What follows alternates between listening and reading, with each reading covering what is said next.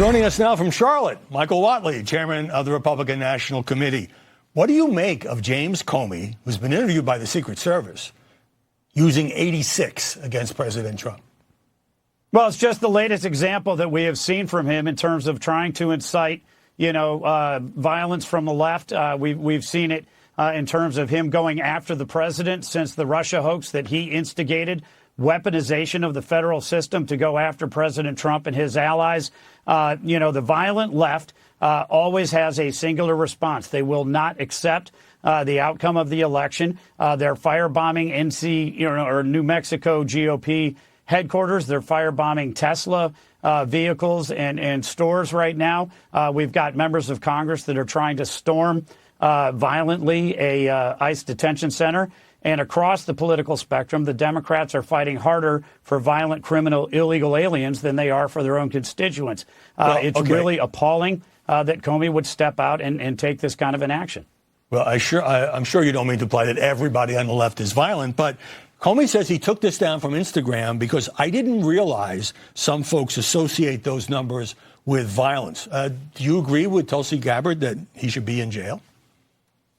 What I agree is that this should be investigated. There is no way that this is unintentional. James Comey knew exactly what he was putting up. He thought it was funny. It's not funny. There were two different attempts on President Trump's life during the course of that campaign. And we really need people to step back from the political, rhetorical violence that the Democrats and the left have been pushing for the last several years. I think we can certainly agree that it is not funny in any way. Now, the House Republican tax bill, which has been blocked by a handful of conservatives who say it doesn't go far enough to cut spending, would increase the debt by many estimates by as much as $2.5 to $3 billion. So are the Republicans now the party of big government? Republicans are trying to cut government. Republicans are trying to cut taxes. The fact is, over 80% of all Americans, including 81% of independents and 72% of Democrats, support extending the Trump tax cuts.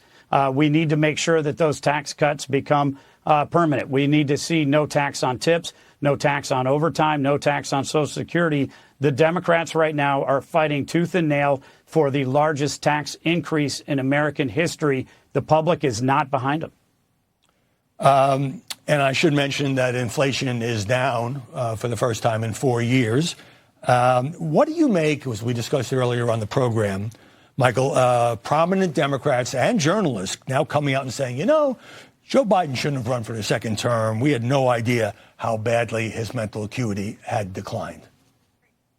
Joe Biden's team knew exactly how bad Joe Biden's mental decline was. They are gaslighting the American people now, just like they were gaslighting the American people throughout the course of that campaign. Joe Biden's family knew, Joe Biden's inner circle knew, and the media had a great idea. The American people saw it every single time that Joe Biden went out on the campaign trail, couldn't get off stage, couldn't get through a sentence. They knew that he was not sharp enough for 4 more years. Frankly, what we see with the Ben-Hur tape, Watergate tapes 2.0, is basically that his inner circle knew he was not even capable of being president, let alone running for 4 more years.